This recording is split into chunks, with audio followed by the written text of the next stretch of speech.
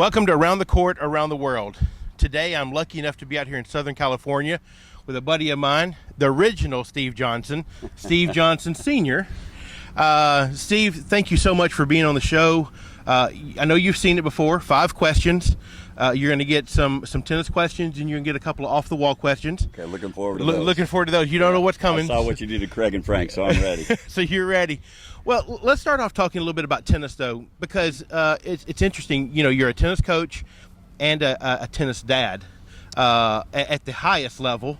Talk to me a little bit about being a good tennis parent and kind of what that entails. And you know, we got a lot of people out there watching that are tennis parents, and you know the word crazy tennis parents come up a lot of times. Talk to us a little bit about that, how not to be one of those. You know, Bill, it's a great topic to discuss because we can't help the kids. We can't get them where they're going without the parents.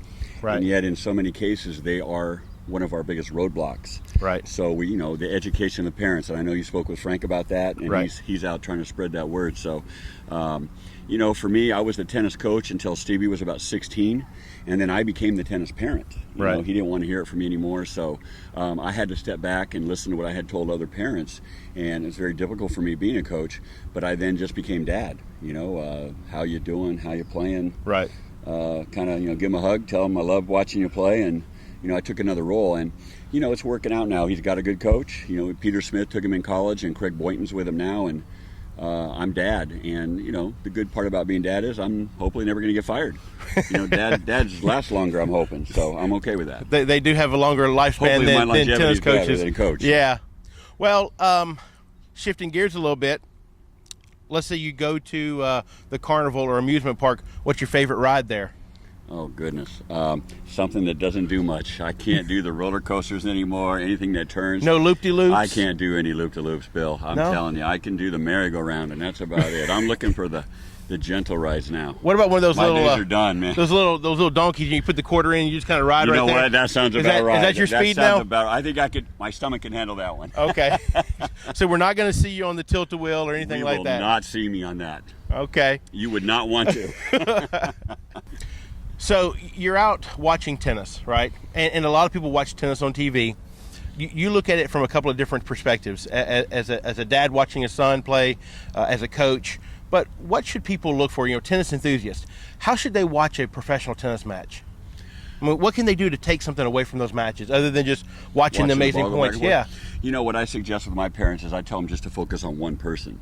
You know, okay. I ask, you know, watch their, you know, usually it's footwork, you know, because right. the pros are so good. I go, watch how they move, watch how they position themselves on the court. You know, most of us watch the ball go back and forth. Right. I know when I watch, I always isolate on one person, whether it's Stevie or his opponent, just to see things. Watching him now, like I'll be out at Indian Wells in a couple weeks. Always look forward to that. I watch as a dad now, but I still have that coach inside me. Right. And I'm watching what are the guys doing? What are they doing to beat Stevie? You know, what is Stevie trying to do to beat them? And right. you know, I enjoy that. I mean, that's why I love this. It's one-on-one, and right. what is he trying to do, and what is he trying to do about it, and let's get at it. Yeah, you get caught up so often watching the ball go back and forth, you lose sight of the really artistry of absolutely watching a player move, especially like on a clay court or something, watching them prepare for a shot, and it's a struggle sometimes because you get caught up in the point.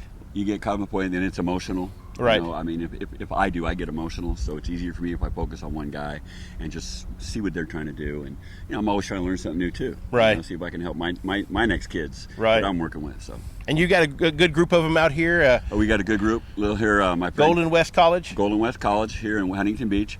My friend Chuck Kingman started about a year ago, and since I left the club in September, I'm going to try to move over here and help him and get this going, and it's very exciting. Good stuff.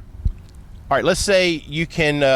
We're out here in the LA area, and just like in Nashville, everybody thinks you're a singer or a songwriter, and I'm definitely not, or a musician. I am a dancer. I am a dancer, but out here in LA, everybody's an actor or want to be actor. So if you could be an actor on any show, what would you be? Is there a show you'd like a role on? Wow, a show I'd like a role on. Well, I might have stumped him with that one, folks. You have stumped me with that one because I've never ever thought to be an actor. I mean, because I could see you maybe Baywatch, like a remake of Baywatch. Yeah, sure. Okay, I'm just throwing something out there. That's a good one. You're throwing it out there hard. Yeah. Wow. Is there anything you watch on TV?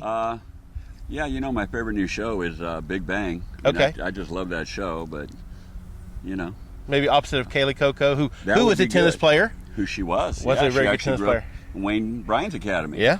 She knows Mike and Bob real well, Yeah. so maybe that would be good. All right, just kind of finishing up here. Last question. We'll go back to tennis now that we know that you're not going to be on Baywatch. Is there a right number of matches a junior should be playing on a weekly or monthly basis as they prepare? Because we see it all the time. Kids are taking their lessons, they're doing their clinics, and they're training. But as you and I both know, match play is the last thing in their mind sometimes. So what's your take on that? Really good topic. I think match play is almost gone. Right. It's hard to get the kids to play each other for many different reasons. So what I tell the parents of the kids I work with is, your only matches shouldn't be on the weekends and tournaments. You've Right. got to get that in. So try to schedule that. As much as you guys never miss your lesson, you never miss your clinic. Right. You just got to get it on your calendar and make it a habit. And, find 3 or 4 kids so you can rotate them around. You don't want to play the same kid all the time. Right. But, make that work because it's invaluable that they get that because of how much they learn. What I see is the biggest problem with the kids I deal with is everything they do is under someone's guidance. Right. So I think it's good for them to get out on their own, just deal with their own stuff. I try to tell the parents, drop them off and leave. Yeah. Drop them, leave, come back in 2 hours, and all you got to do is ask them, did you have fun? Yeah. Don't grill them on the match because that turns them off real quick. Don't ask them if they won or lost. Just say, hope you had a good time, and Right. let's go. Back in the old days, we would just meet up and play basketball or tennis or whatever, and Everything. and that's kind of lost a little bit nowadays, isn't it? I think it's lost. I spoke one time at a conference, and I even said, if we put 10 kids out here in a ball, I don't know that they could put a game together. Right. They might all stand and look at each other, whereas we would have all said, well, let's pick teams and let's go. Right. So I'd like to see that come back. I think that's a missing part of it. It would be helpful in junior tennis, wouldn't it? It would be great.